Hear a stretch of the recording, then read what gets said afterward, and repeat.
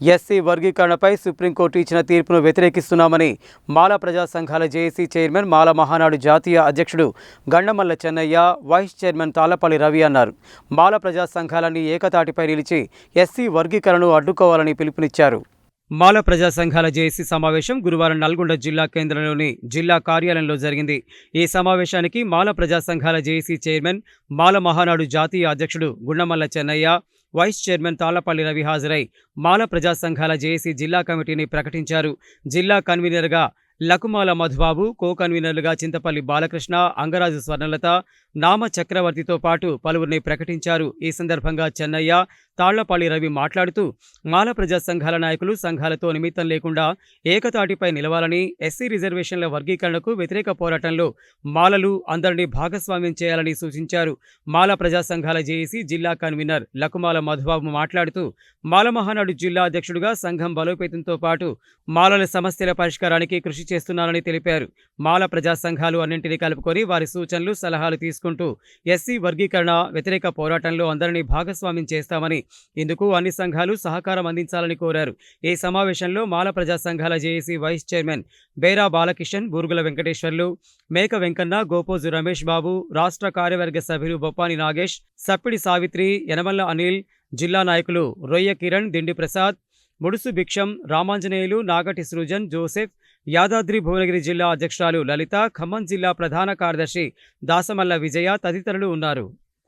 మాలల జేఏసీగా చైర్మన్ వేసుకొని అందరం కలిసిమెలిసి అన్ని సంఘాల నాయకులం కూడుకొని మేము బయలుదేరుతున్నామని కూడా మేము డిమాండ్ చేస్తున్నాం. అదేవిధంగా 50 లక్షల మాలల ఉండి మాలలకు అన్యాయం జరుగుతుందంటే మాలలే లేరని అంటారు. 50 లక్షల మాలలు ఉండరు. అందు గురించనే సుప్రీంకోర్టు తీర్పిచ్చింది.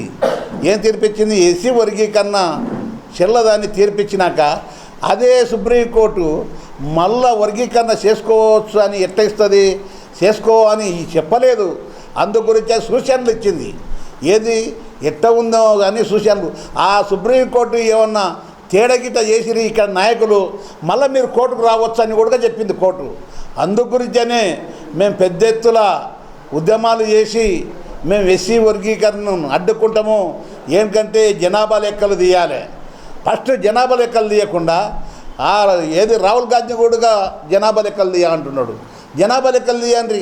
జనాభా లెక్కలు తీస్తే అంతా మాకు అప్పుడు ఎవరిది న్యాయం, ఎవరు తిన్నారు, ఎక్కువ తిన్నారని తెలుస్తుందని మేము డిమాండ్ చేస్తున్నాం.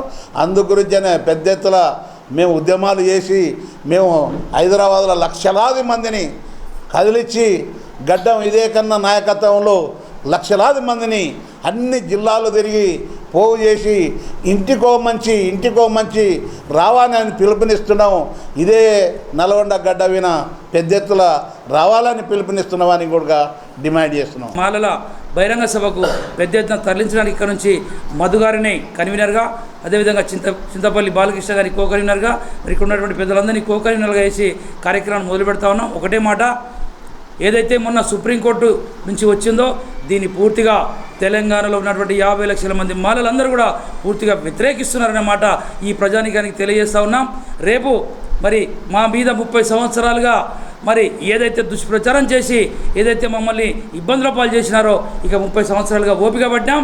ఇప్పుడు మాలలందరూ కూడా ప్రతి ఇంటి నుంచి కూడా మరి రేపు హైదరాబాద్ బహిరంగ సభకు రావడానికి సిద్ధంగా ఉన్నారు.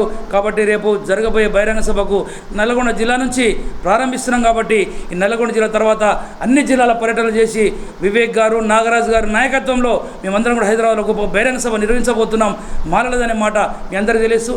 అందరూ కూడా రేపు జరగబోయే సమావేశానికి మాలలందరూ కూడా కలిసికట్టుగా హైదరాబాద్కు రావాలని చెప్పి వివేక్ గారి నాయకత్వాన్ని బలపరచాలని చెప్పి మీ అందరికి విజ్ఞప్తి చేస్తాను. జై మాల. మాకు వ్యతిరేకంగా మాదిగలు 10 లక్షలు ఎక్కువ ఉన్నారని చెప్పి రాయటం వల్ల లెక్కల్లో కూడటం వల్ల తప్పు జరిగింది. కాబట్టి నిజంగా సిట్టింగ్ జడ్జితో ఎంపరికల్ డేటాను కనుక తీయగలిగితే, సమగ్ర సర్వే కనుక తీయగలిగితే, కులగణన కనుక చేయగలిగితే ఏ సామాజిక వర్గం అయితే వెనకబడినదో ఆ వారికి సపరేట్ ప్యాకేజ్ చేసి వాళ్ళని ముందుకు తీసుకురండి. పెరిగిన జనాభా దమాషా ప్రకారం రిజర్వేషన్లు పెంచమండి.